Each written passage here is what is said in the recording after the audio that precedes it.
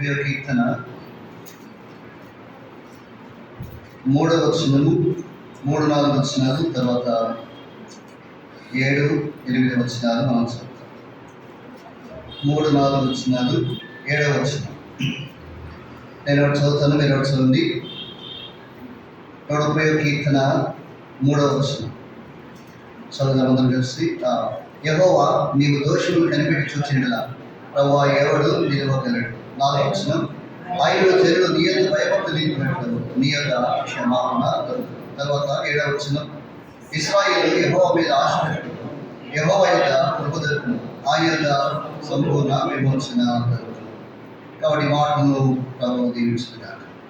అలాగే ఈ మాట మనం జ్ఞాపకం చేసుకుంటాం. 3వ వచనాన్ని మనం జ్ఞాపకం చేసుకుంటే యెహోవా నీవు దోషములు కనిపెట్టి చూచినట్లా ప్రభువా ఎవడు నిలువగలడు అనే మాట మనం జ్ఞాపకం చేసుకుంటాం.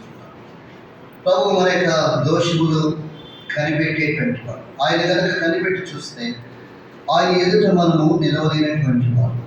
కానీ ఆ దోషము నుంచి మనల్ని విడిపించి ఆయన మనల్ని నిలవబెడుతూ వచ్చాడు. మనం ఆయన ఎదుట ఏమాత్రం కూడా ఎవరు కూడా నిలవలేనటువంటి స్థితిలో మనం ఉంటూ ఉన్నాం. ఎందుకనగా మన పాపమును బట్టి, మన దోషమును బట్టి మనం అలాంటి స్థితిలో మనం ఉంటూ ఉన్నాం. అయితే దేవుడు కరుణిస్తూ వచ్చాడు, తన యొక్క ప్రేమను మన మీద చూపిస్తూ వచ్చాడు. ఆయన ఎంతో ప్రేమ కలిగినటువంటి వాడు, ఆయన దయ కలిగినటువంటి వాడు. ఆయన కాబట్టి మన మీద తన ప్రేమను చూపిస్తూ వచ్చాడు. అందుకే అన్నాడు, శాశ్వతమైన ప్రేమతో నిన్ను ప్రేమించడం కనుక విడువక నీ ఎడల కృప చూపుచున్నాడు. ఎంతో కృపను మన మీద చూపిస్తూ వచ్చాడు. అయితే ఇక్కడ ఒక మాట మనము జ్ఞాపకం చేసుకుంటూ వచ్చాం. ఆయన దోషములు కనిపెట్టి చూస్తే మనము నిలవలేనటువంటి. కాబట్టి ఇప్పుడు మనము ఆయన సన్నిధిలో ఉన్నామంటే దేవుని యొక్క ప్రేమ ఎంత గొప్పదో మనం చూడగలం. ఇప్పుడు 90వ కీర్తన 8వ వచనంలో మాట మనం జ్ఞాపకం చేసుకుంటే అక్కడ ఒక మాట రాయబడుతూ వచ్చింది. 90వ కీర్తన 8వ వచనంలో మన దోషముల గురించి అక్కడ ఒక మాట మనం చూడగలం. 90వ కీర్తన 8వ వచనం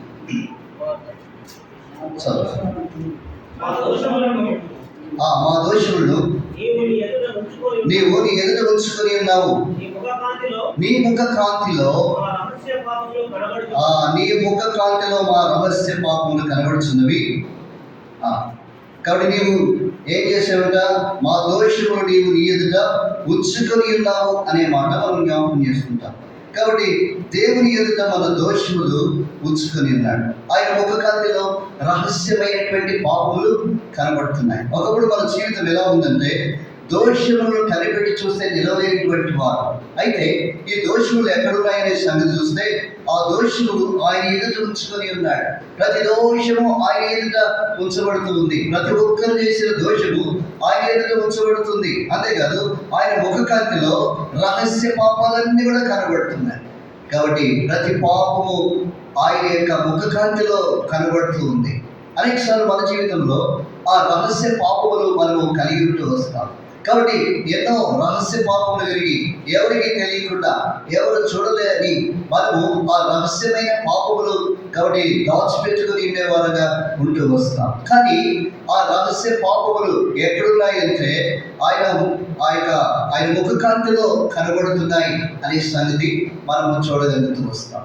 కాబట్టి ఆ యొక్క రహస్యమైన పాపముల నుండి అలాగనే ఆ దోషముల నుండి దేవుడు మనల్ని విడిపిస్తూ వచ్చాడు. కాబట్టి ఆ దోషములన్నీ కూడా ఆయన ఎదుట ఉంచబడ్డాయి అనే సంగతిని మనం జ్ఞాపకం చేసుకుంటాం. అంతేకాదు ఇర్మియా గ్రంథము 16వ అధ్యాయం 17వ వచనంలో ఇంకో సంగతి కూడా మనం చూస్తాం. ఇర్మియా గ్రంథము 16వ అధ్యాయం 17వ వచనం, ఏదైనా వారు పోయిన త్రోవలన్నిటి మీద దృష్టించింది, ఏది నా కరుణకు మరుగు కాలేదు, వారి దోషము నాకు మరుగై ఉండదు అన్నాడు. కాబట్టి వారి దోషము కూడా నాకు ఏం కాలేదు, మరుగై ఉండదు. కాబట్టి ఇక్కడ మనం చూస్తే ఏ దోషము కూడా దేవునికి మరుగుగా లేదు. ఎందుకంటే ఆ దోషములన్నీ ఆయన ఎదుట ఉంచబడ్డాయి. అలాగనే ఆ యొక్క మనం పోయిన త్రోవలన్నిటి మీద ఆయన దృష్టి పెడుతూ వచ్చాడు. ప్రతి త్రోవ మనకి ఇష్టమైన త్రోవల్లో మనం వెళ్ళిపోతూ వచ్చాం. కాబట్టి ఖాళీ త్రోవల్లో వెళుతూ వచ్చాం. కాబట్టి ఆ త్రోవలన్నిటి మీద కూడా దేవుని యొక్క దృష్టి పెడుతూ వచ్చాడు అనే సంగతి మనము జ్ఞాపకం చేసుకోవాలి. అంతేకాదు మనం చూస్తే ఇంకా ఏది కూడా ఆయన కన్నులకు మరుగైనది లేదు. దేవుని కన్నులకు ఏది కూడా మరుగు లేదు. కాబట్టి ఏమనంటే మీ దోషులు కూడా నాకు మరుగు ఉండదు అని రాయబడుతుంది. అంటే మన దోషాలు కూడా మరుగై ఉండవు అన్ని. కాబట్టి చూసేటువంటి వాడు, అన్నింటి మీద దృష్టి పెట్టినటువంటి వాడు. అలాగే కాబట్టి దోషములు కలిగిన మన మీద తన దృష్టి ఉంది. అందుకే ఆయన కనుక కనిపెట్టి చూస్తే మనం ఎక్కడ కూడా నిలవలేనటువంటి వారము అనే సంగతిని మనం ఇక్కడ జ్ఞాపకం చేసుకునే వారంగా మనం ఉంటూ వస్తాం. కాబట్టి ఆ యొక్క ప్రతి మార్గముల మీద కూడా ఆయన కను దృష్టి ఉంచబడింది. అంతేకాదు ఇంకా హెబ్రీ రాసిన పత్రిక 4వ అధ్యాయం 11వ వచనంలో ఇంకా మనం చూడగలం. హెబ్రీ రాసిన పత్రిక 4వ అధ్యాయము 13వ వచనం. హెబ్రీ 4:13.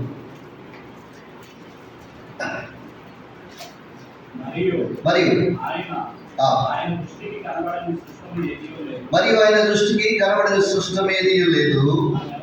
మనం ఎవరికి ఉపజెప్పవలసినదో ఆ దేవుని కనులకు సమస్తము మరుగులేక తేటగా ఉంది. ఆ దేవుని కనులకు సమస్తమును మరుగులేక ఎట్లా ఉంది? తేటగా. కాబట్టి దేవుడు మన దోషం కూడా మరిగేయలేదు. ఆ దేవుని కనులకు ఏది కూడా కాబట్టి దాచబడి ఉండేది ఏది కూడా లేదు. కానీ కాబట్టి స్పష్టముగా కాబట్టి కనబడుతుంది. ఆయన దృష్టికి కనబడిన స్పష్టమేది లేదు అనే మాట మనం చూడగలుగుతూ వస్తాం. కాబట్టి దేవుడు అంతగా కనిపెడుతున్నాడు, అంతగా మనం చూస్తున్నాడు. అందుకే మన దోషములు కూడా మరుగుగా లేవు అనే సంగతిని మనము జ్ఞాపకం చేసుకుంటూ వస్తాం. ఇలాగ కాబట్టి అనేకమైన దోషములు కలిగిన వారు చూస్తాం.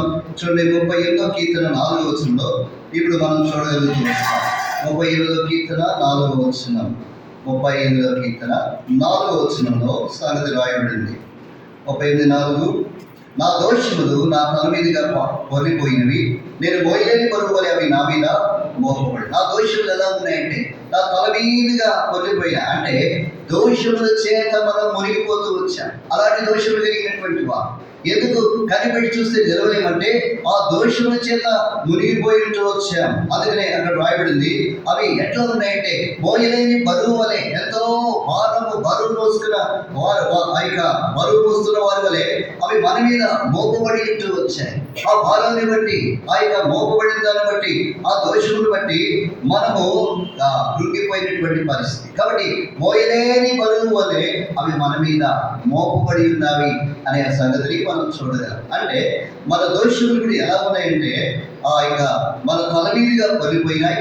రెండవది మనం చూస్తే అవి మోయలేని బరువు వలె ఉన్నాయి అనే సంగతిని జ్ఞాపకం చేసుకుంటాం. కాబట్టి ఇలాంటి దోషములు కలిగినటువంటి వారు అందుకనే కనిపెట్టి చూస్తే నిలవలేము. ఎందుకంటే ఆ దోషముల చేత మునిగిపోయాం. కాబట్టి అవి ఏం రాయబడిందంటే మనకు ఆ దోషములు బట్టి మోయలేని బరువు వలె మా మీద మోపబడి ఉన్నాయి కనుక అందుకే మన జీవితంలో కాబట్టి నిలవలేనటువంటి వారుగా మనం ఉంటున్నాం. అంతేకాదు కీర్తన 40వ అధ్యాయం 12వ వచనంలో ఇంకో మాట కూడా చూడగలం. కీర్తన 40వ అధ్యాయము 12వ వచనం. లెక్కలేని అపాయములు నన్ను చుట్టుకునిన్నవి, నా దోషములు నన్ను తరిమి పట్టుకొనగా నేను తల ఎత్తి చూడలేకపోతుంది.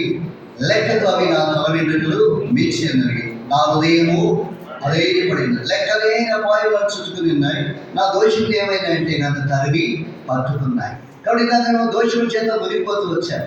ఆ దోషములు మోయలేని బరువులే ఉన్నాయి. ఇప్పుడు మనం చూస్తే దోషములు ఏం చేస్తున్నాయంటే నన్ను తరిమి పట్టుకుంటున్నాయి. అందుకే నేను తల ఎత్తి చూడలేకపోతున్నా, తల దించుకుని నడుస్తూ ఉన్నా. ఎందుకనంటే ఆ యొక్క తల ఎత్తి చూడకుండా ఆ దోషములు నన్ను తరిమి పట్టుకుంటున్నాయి. లెక్కకి ఎట్లా ఉన్నాయంటే తల వెంట్రుకల కంటే కూడా మించిపోయినటువంటి దోషములు కలిగేవారు. మన దోషములు మన తల వెంట్రుకల కంటే కూడా ఎక్కువగా ఉన్నాయి. అంటే తల వెంట్రుకలు మనం లెక్క పెట్టగలమా? కాబట్టి అంతకంటే కూడా ఆ దోషములు అంత ఎక్కువగా ఉన్నాయని మనం చూడగలుగుతూ వస్తాం. ఇలాగా మన జీవితంలో మన దోషములు మన తల వెంట్రుకల కంటే ఎక్కువ ఉన్నాయి. మనల్ని తలమి పట్టుకుంటున్నాయి కనుక తల ఎత్తి చూడలేకపోతాం. అందుకనే మన జీవితంలో ఆయన కనుక ఈ దోషములు కనిపెట్టి చూస్తే మనము నిలవలేము అనే సంగతిని జ్ఞాపకం చేసుకునేవారుగా మనం ఉంటూ వస్తాం. కాబట్టి 21 అధ్యాయం 34 వచనంలో ఒక మాట అక్కడ రాయబడింది. 31 ఇర్మియా గ్రంథము 31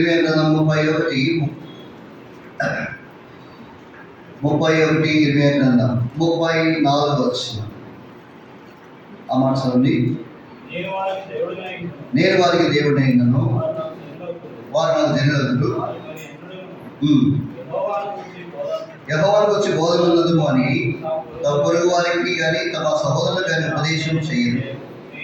నేను వారి దోషములను క్షమించి వారి పాపముని నన్ను జ్ఞాపకం చేసుకున్నాను కనుక అదుపులేమి కలిగిన అందరూ నన్ను ఎరుగుతారు. కాబట్టి ఇక్కడ ఒక మాట మనం చూస్తున్నాం. నేను వారి దోషములను క్షమించి వారి పాపముని ఎన్నడూ కూడా జ్ఞాపకం చేసుకున్నట్టు వచ్చాడు. కాబట్టి ఇలాంటి దోషములు కలిగిన మనలో ఆయనే ఏం చేస్తున్నాడు? క్షమించి వారి పాపమునికి ఎన్నడూ కూడా నేను ఎప్పుడు జ్ఞాపకం చేసుకున్నాను. మన పాపములన్నీ కూడా ఆయన తుడిచివేసేటువంటి వాడు.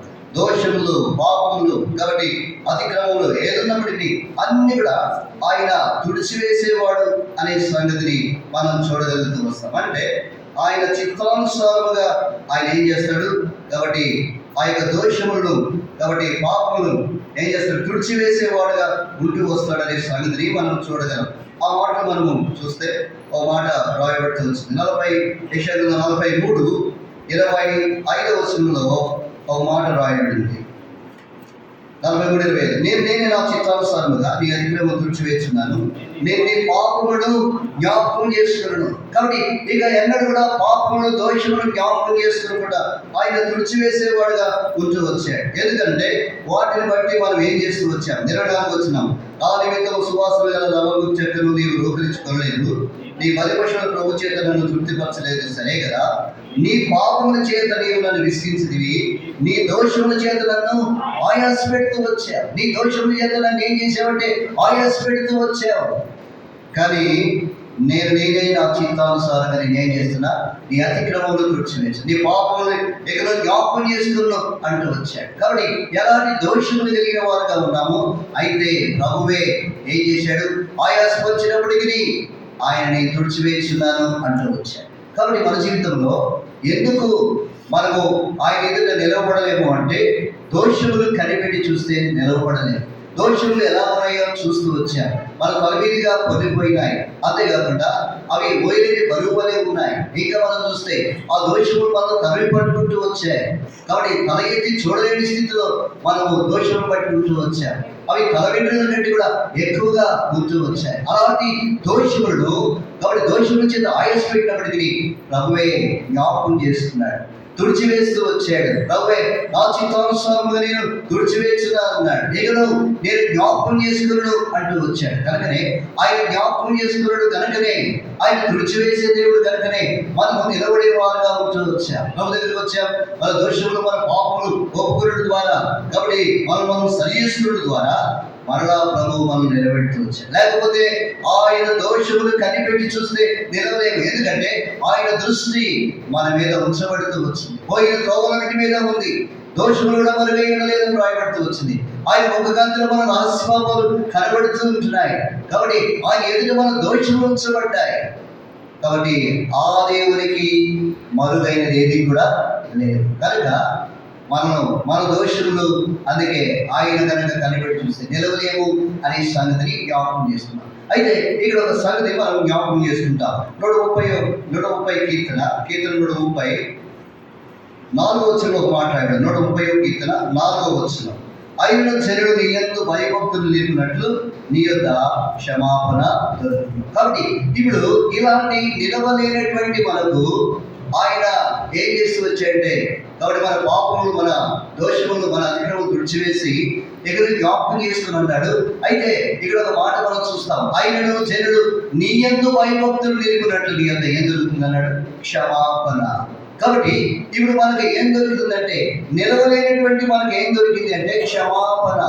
జనులు నీ యందు భయభక్తులు నిలుపున్నట్లు నీ యొక్క క్షమాపణ దొరుకును అన్నాడు. కాబట్టి మొదటగా మన జీవితంలో, కాబట్టి క్షమాపణ మన జీవితంలో దొరుకుతూ వచ్చింది. ఎందుకంటే దేవుడు ఎలాంటి వాడు అంటే క్షమించుటకు సిద్ధమైన మనసు కలిగిన వాడు. 86 కీర్తన 5 వచనంలో మనం చూడగలిగితే ఆ మాటలు రాయబడుతూ వస్తాయి. 86వ కీర్తన 5వ వచనం. ఆ మాట చూడండి.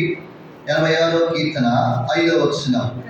ప్రభువా నీవు దయాళుడు, క్షమించుటకు సిద్ధమైన మనస్సు గలవాడు, నీకు మొరపెట్టి వారిలో కృపాశయము గలవాడు. కాబట్టి ప్రభువా నువ్వు ఎలాంటి వాడంటే క్షమించుటకు సిద్ధమైన మనస్సు కలిగిన వాడు.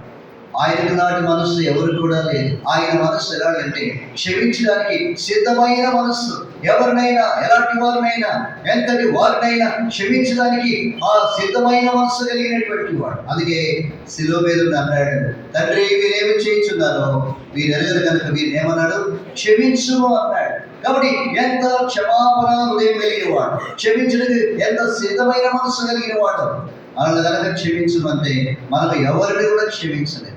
కాబట్టి క్షమించామని తర్వాత మనము ద్వేషించే వారు ఉంటాం, మగదీర్చుకునే వారు ఉంటాం, ఇంకా అనేకమైనవి మన హృదయంలో ఉంచుకొని క్షమించలేని స్థితిలో మనం ఉంటూ వస్తాం. కానీ కాబట్టి యేసు ప్రభువారు శిలువ మీద ఉండి కూడా, తండ్రి వీరేమి చేయించున్నారో వీరెరుగురు వీరిని క్షమించు. కాబట్టి ఆ క్షమాపణ ఎంతో విలువైంది, ఎవరు కూడా చేయలేనటువంటిది. అది యేసు ప్రభువారు ఒక్కరు మాత్రమే చేయగలిగినటువంటిది. అంతగా దేవుడు మనం ఏం చేశాడు, క్షమిస్తూ వచ్చాడు. అందుకనే ఆ క్షమాపణ ప్రభు దగ్గర మనకు దొరికింది. ఎందుకు దోషములు కనిపెట్టి చూస్తే నిలవలేము, కానీ క్షమాపణ దొరకడం ద్వారా ఈనాడు ప్రభు మందిరం నుండి మనం ఆరాధించగలుగుతున్నాం, ప్రభుని ప్రేమించగలుగుతున్నాం, ప్రభు యొక్క సన్నిధానంలో ఆయన కొనియాడగలుగుతున్నాం. లేకపోతే మనకు ఆ భాగ్యం లేదు. ఆయన ఎంతో క్షమించేటువంటిది, మనల్ని క్షమించాడు, సంపూర్ణంగా క్షమించినటువంటి వాడు. అంతేకాదు, ఎలా క్షమించాడంటే యెషయా గ్రంథము 55:7లో ఒక మాట మనకు రాయబడింది. యెషయా గ్రంథము 55వ అధ్యాయము 7వ వచనంలో,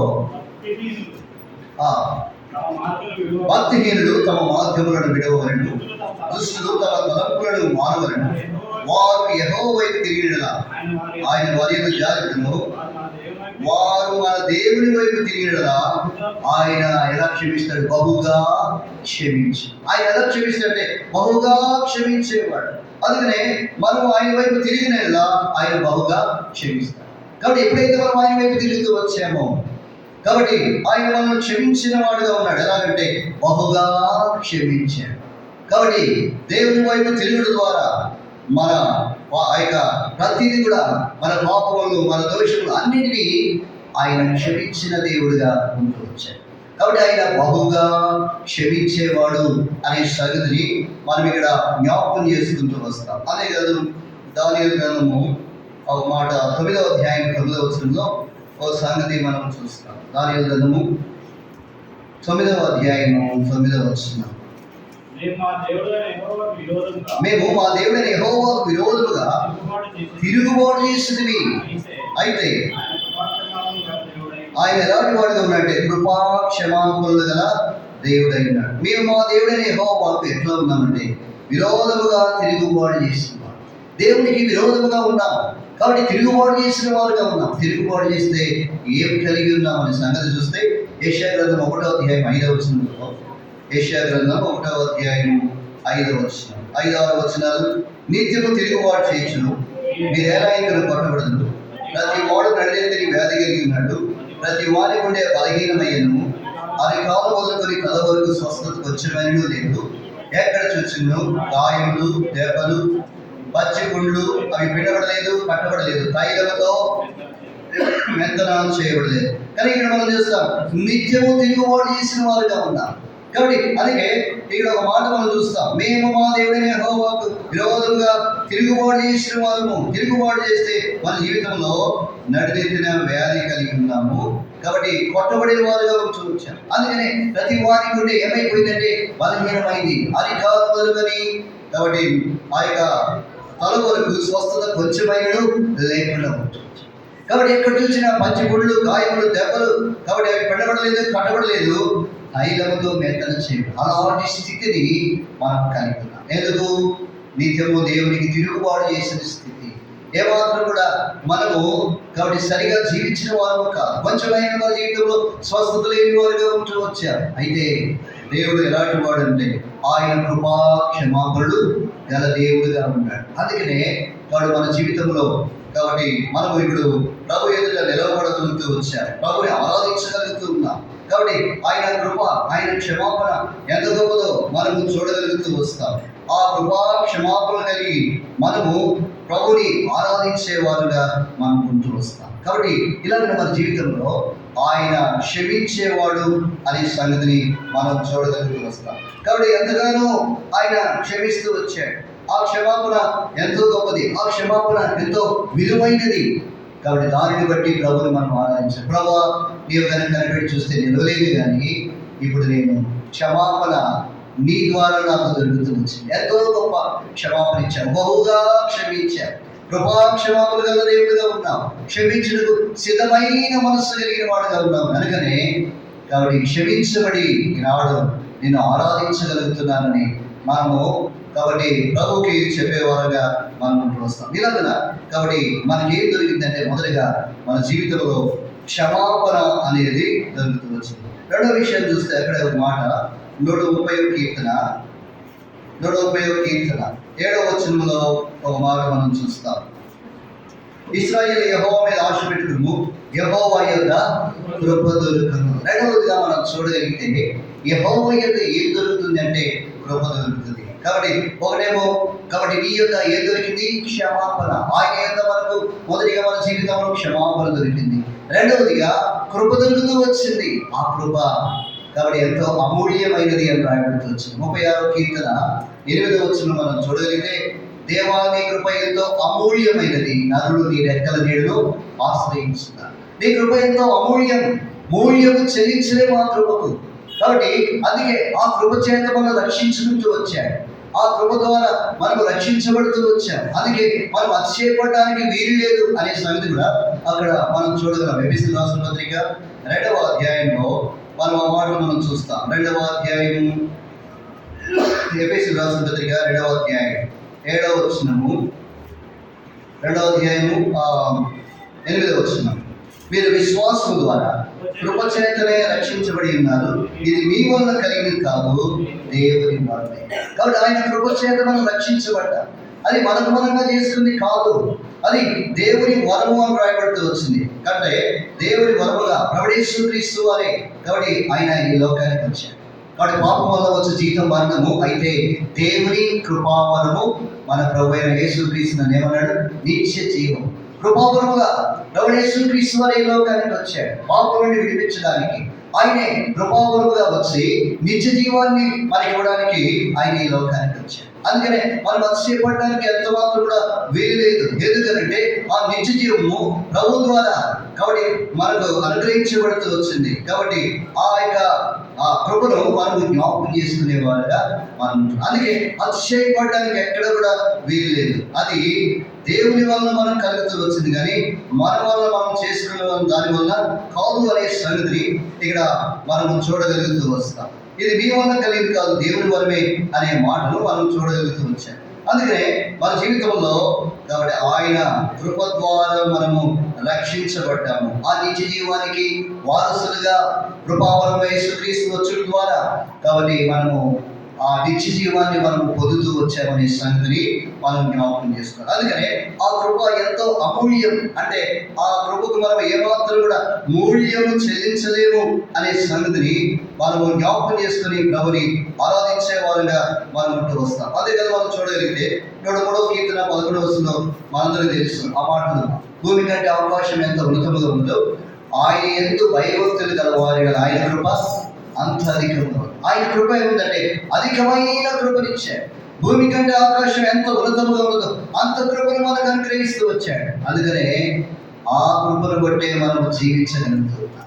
అధికమైనటువంటి కృపను మనకు అనుగ్రహిస్తూ వచ్చాడు. ఆయన యందు భయభక్తులు గల వారికి ఆ కృపను అనుగ్రహించి, అధికమైన కృపను అనుగ్రహించి వాళ్ళు నడిపించేవాడుగా మనకు ఉంటూ ఉన్నాడు.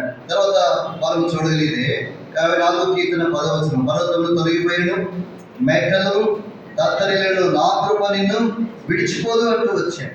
ఆయన కృప ఎంత మాత్రం మనను విడిచిపోదు. ఇలాగా మనం చూస్తే ఆ కృప అంత గొప్పది.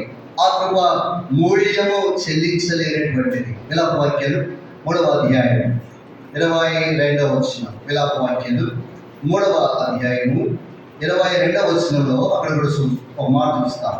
యెహోవా కృప గలవాడు, ఆయన వాత్సల్యత ఎడతెగక నిలిచింది కనుక మనం నిర్మూలము కాకుండా వారము అన్నాడు. కాబట్టి ఆయనే కృప కలిగిన వాడు. అంత కృపను, మూల్యం చెల్లించినటువంటి కృపను, అధికమైన కృపను. కాబట్టి ఆ పర్వతంలో తొలగిపోయిన మెంటలు తండ్రులు నా కృపని విడిచిపోతున్నాడు. కృప విడిచిపోనీకుండా ఉంటూ వచ్చాడు. కృప చేత రక్షించుకున్నాడు. ఎందుకంటే ఆయనే కృప కలిగిన వాడు, యెహోవా కృప గలవాడు అనే మాటలు మనం చూస్తాం.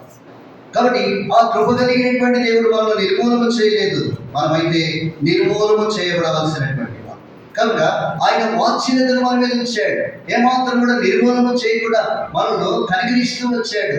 ఒక మాట చూస్తే 78వ కీర్తన 38వ వచనం, 78వ కీర్తన మనము ఒక మాట మనం జ్ఞాపకం చేసుకున్నాం. 38, 39లో మాట రాయబడింది.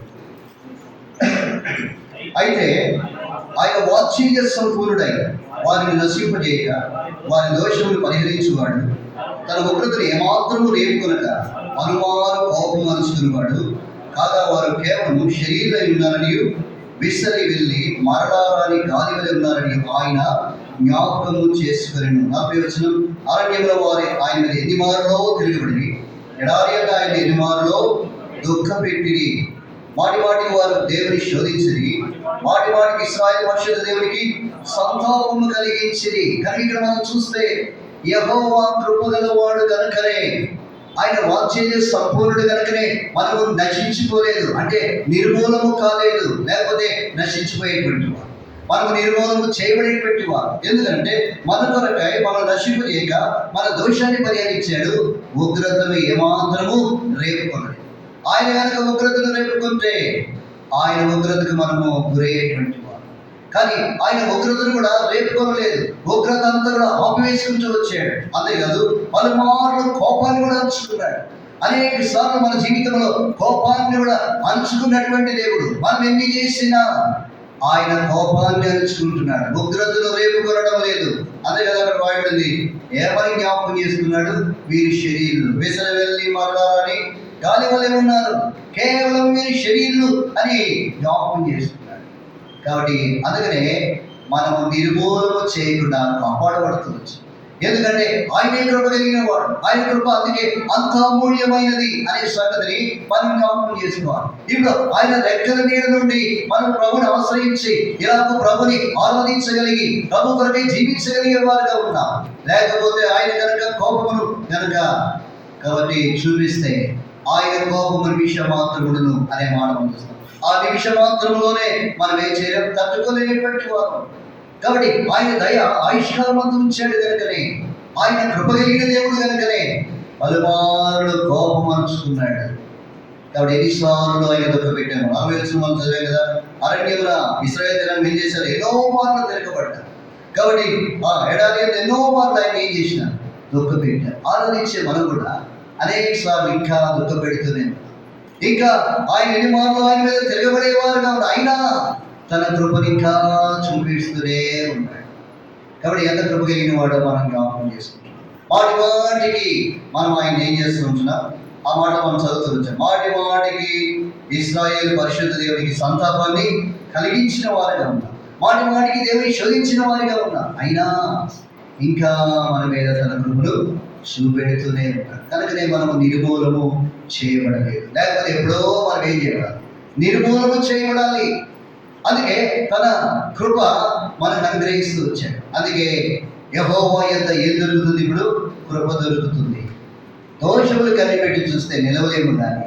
కాబట్టి ఆయన యొక్క ఏం దొరికింది? మొదటిగా క్షమాపణ, రెండవదిగా ఏం దొరికిందంటే కృప దొరుకుతూ వచ్చింది. ఆ కృపను బట్టే ప్రభుని ఆరాధించగలుగుతున్నాం. ఆయన పలుమార్లు బట్టి కోపాన్ని నడుచుకొని ఉగ్రతను రేపుకొనక.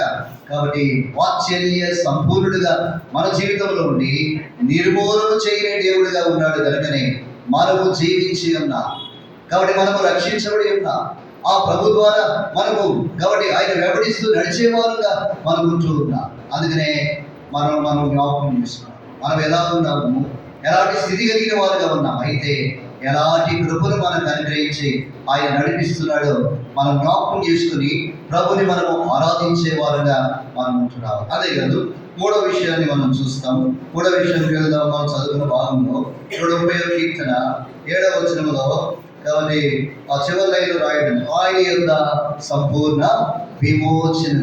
మూడవది కదా, కాబట్టి దోషుడు కనిపెట్టి చూస్తే నిలవలేని మనకు ఏం దొరికిందంటే సంపూర్ణమైన విమోచన యేసుక్రీస్తు వారి ద్వారా మనకు దొరుకుతూ వచ్చింది అనే సంగతిని మనం చూస్తాం.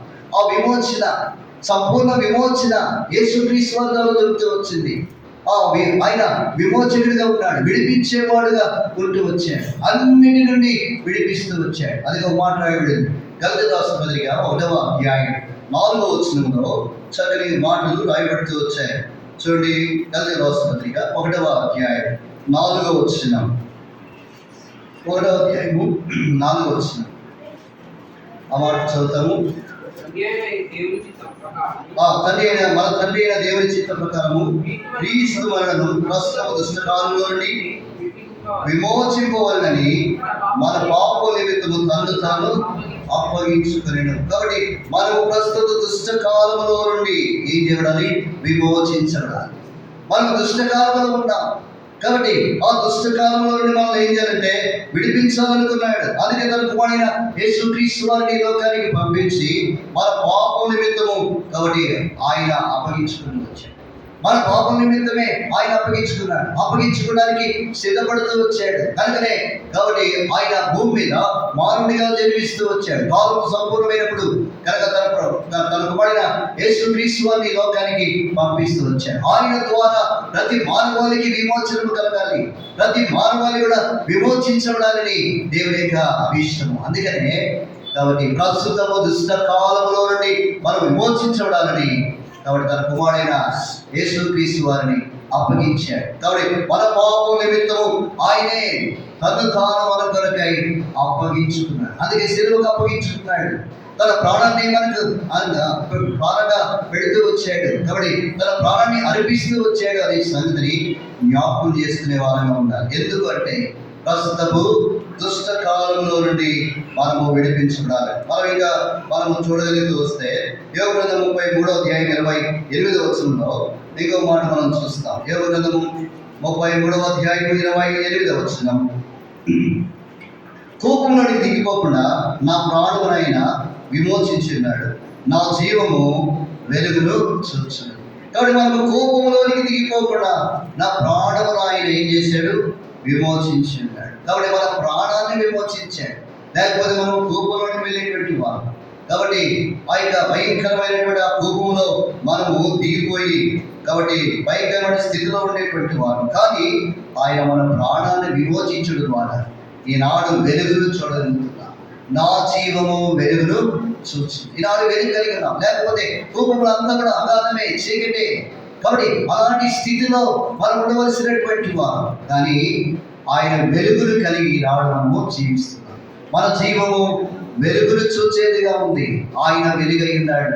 ఆయన ఎంత మాత్రం కూడా ఏం లేదు, చీకటి లేదు అనే మాట మనం జ్ఞాపకం చేసుకుంటాం.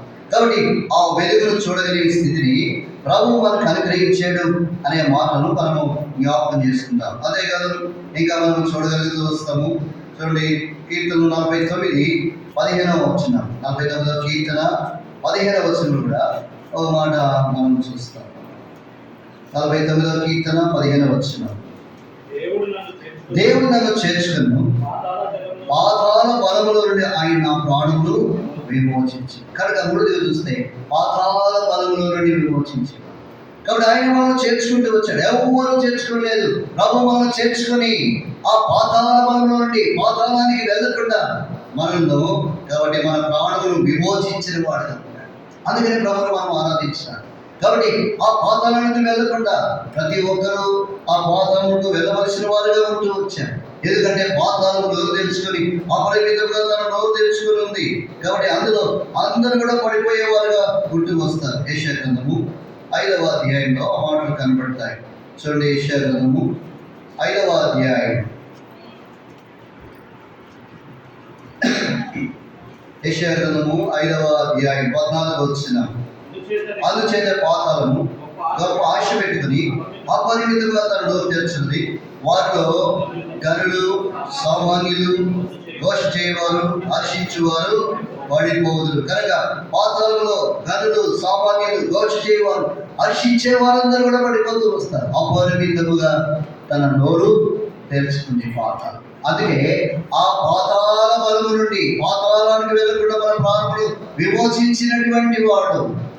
అలాగన ప్రస్తుత దుష్టకాలంలో నుండి, రెండవదిగా కోపంలోని మన ప్రాణులను విమోచించాడు. మూడవదిగా పాతాళ బలముల నుండి మన ప్రాణులను ఏం చేశాడు? విమోచించాడు. అందుకని మనం ఏం చేయాలంటే ప్రభుని ఆరాధించే వారంగా మనం ఉంటున్నాం. కాబట్టి అంతేకాదు, ఇంకా మనం చూడగలిగితే చూడండి, తీర్పు రాసిన పత్రిక 2వ అధ్యాయం 14వ వచనంలో, తీర్పు రాసిన పత్రిక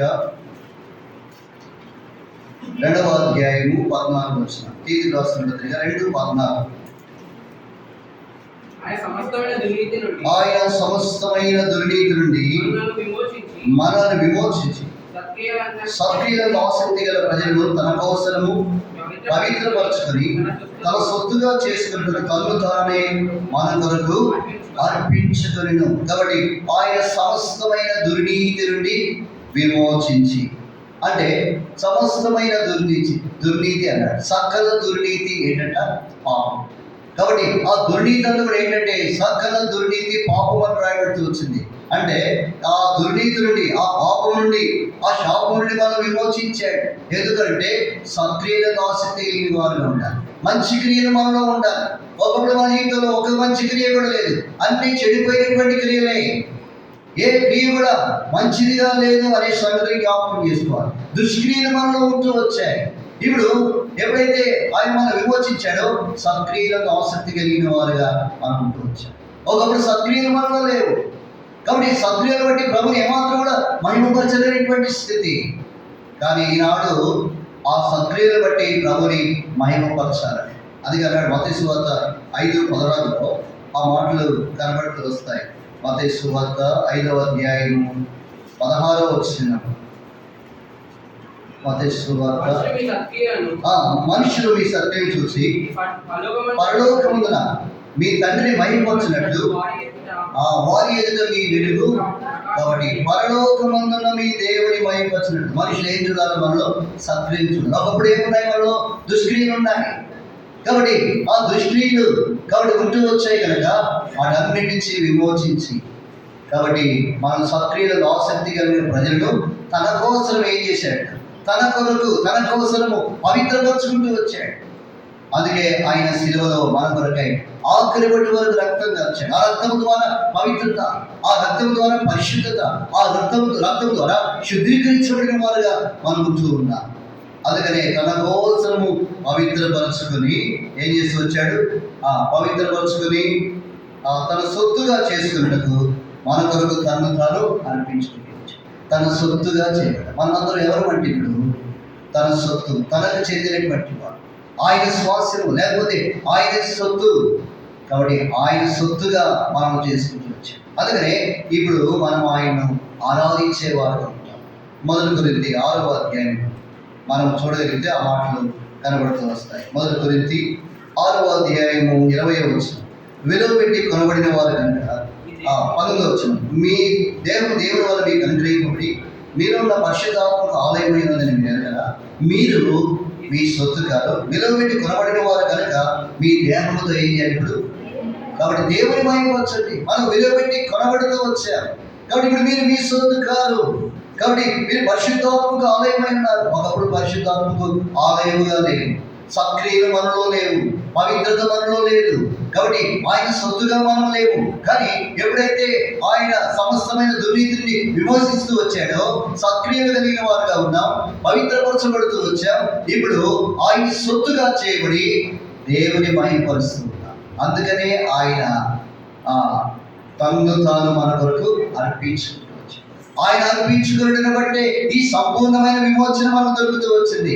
లేకపోతే మనకు విమోచన దొరికేదే లేదు. ఎందుకంటే ఆయన ద్వారా తప్ప విమోచన అనేది లేదు అనే సంగతిని మనం జ్ఞాపకం చేసుకుంటాం. ఆ సంపూర్ణమైన విమోచన యేసు క్రీస్తు ద్వారా మనకు అనుగ్రహించబడుతుంది. ఎందుకంటే ఆయనే మన కొరకు అప్పగించుకున్నాడు.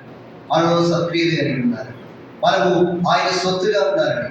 అది ఆయన పవిత్రపరుచుకున్నాడు. సమస్తమైన దుర్నీతి నుండి విడిపించాడు. కనుక దీన్ని మనం జ్ఞాపకం చేసుకుని ప్రభుని ఆరాధించాలి. 2:3 ఆ మాట జ్ఞాపకం చేస్తున్నాం. 2:3 మనలను ప్రేమించు తన రక్తం వలన మన పాపం నుండి విడిపించిన వారికి మహిమయు ప్రభావములు యుగయుగములు కలుగునుగా. ఆయన మనలను తన తండ్రి యొక్క దేవునికి ఒక రాజ్యముగాను యాజకులుగా చేస్తుంది. మనలను ప్రేమించి కాబట్టి ఆయన ఏం చేస్తూ వచ్చాడు? తన రక్తం వల్ల మన పాపము విడిపిస్తూ వచ్చాడు. మన పాపలన్నింటినీ ఆయన రక్తంలో కాబట్టి కడిగాడు, శుద్ధీకరించాడు. కనుక విడిపించబడినటువంటి వారు. అందుకనే ఇప్పుడు మనము ఆయనకే మహిమ ప్రభావము కలిగేదిగా ఉంటున్నాము. మన ద్వారా ఆయనకి మహిమ కలగాలి, మన ద్వారా ఆయనకి ప్రభావం కలిగేదిగా ఉంటూ రావాలి. ఆయన మాత్రమే కనపరచబడుతూ రావాలి. అందుకే ఆరాధన అనగా ఆయన కనపరుచుతారు. కాబట్టి ఆయనకే మహిమ, ఆయనకే ప్రభావం యుగ యుగముల వరకు ఆయనకే ప్రతిదీ మన ద్వారా ఆయనకు చెల్లేదిగా ఉంటున్నారు. ఎందుకంటే మనలను ఒక రాజ్యముగా కాబట్టి ఆయన తండ్రి యొక్క దేవునికి ఒక రాజ్యముగాను యాజకులుగా చేస్తారు. మనమే ఆయన రాజ్యము, మనమే యాజకులుగా మనం ఉంటూ ఉన్నాం. అందుకనే ఈ మాటను మనం జ్ఞాపకం చేసుకుంటాం. యాజకులుగా ఆయన మనల్ని చేస్తూ వచ్చాడు. కాబట్టి మనం ఆరాధించి అందుకే కనపరచాలి. ఎందుకంటే సంపూర్ణ విమోచన యేసుక్రీస్తు వారి ద్వారా మనకు దొరుకుతూ వచ్చింది. ఎలాంటి వారికి దొరికింది? దోషములు కనిపెట్టి చూస్తే మనం ఆయన ఎదుట నిలవలేనటువంటి వారు. కాబట్టి మన దోషములు మన తల మీదుగా పొందిపోయినాయి. మన దోషములు మన తల వెంట్రుకలుంటే లెక్కలు మించి ఉన్నాయి. మన దోషములు ఆయన చూస్తే తరిమి పట్టుకుంటూ వచ్చాయి. తల ఎత్తి చూడలేనటువంటి స్థితి. కాబట్టి అలాంటి స్థితిలో ఉన్న మనకు ఆయన ఎన్నడూ కూడా జ్ఞాపకం చేస్తున్నట్టు చెప్తూ వచ్చాడు. అందుకే ఆయన దగ్గర ఇప్పుడు ఏం దొరికిందంటే సంపూర్ణమైన విమోచన దొరికింది. రెండవది ఏం దొరికిందంటే ఆయన యొక్క కృప దొరుకుతూ వచ్చింది. మూడవదిగా మన జీవితంలో సంపూర్ణమైన విమోచన దొరికింది. ఎలాంటి మనకంటే దోషములు కనిపెట్టి చూస్తే నిలవలేని మనకు ఈ మూడు దొరుకుతూ వచ్చాయి: క్షమాపణ, కృప, అలాగనే కాబట్టి సంపూర్ణమైన విమోచన. కాబట్టి దాన్ని బట్టి మనం ప్రభువు వందనస్తులమై ఉన్నాం.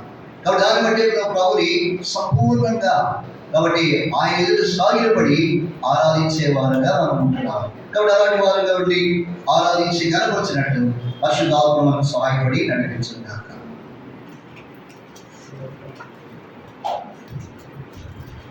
లేచలబడి ఒక పాట పాడుకుంటాము. పాట సంఖ్య కొత్త ప్రతుల్లో 168, పాత వాటిలో 166. నా ప్రాణము నా సర్వము అనే పాట. మొదటి 2 ఆఖరి చరణాలు మాత్రం పాడుకుంటాను. 2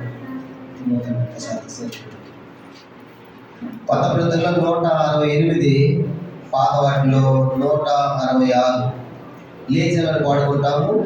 చివరి చరణం పాడేటప్పుడు సండే స్కూల్ పిల్లల వారి క్లాస్ పైకి వెళ్తారు. దయచేసి మొదటి 2 చరణాలు, చివరి చరణం మాత్రం పాడుకుంటారు. కొత్త ప్రతుల్లో 168, పాత వాటిలో 166.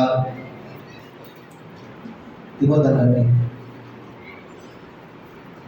నా ప్రాణమా నా సర్వమా, నా ప్రాణమా నా సర్వమా, ఆయన పరిశుద్ధ నామమునకు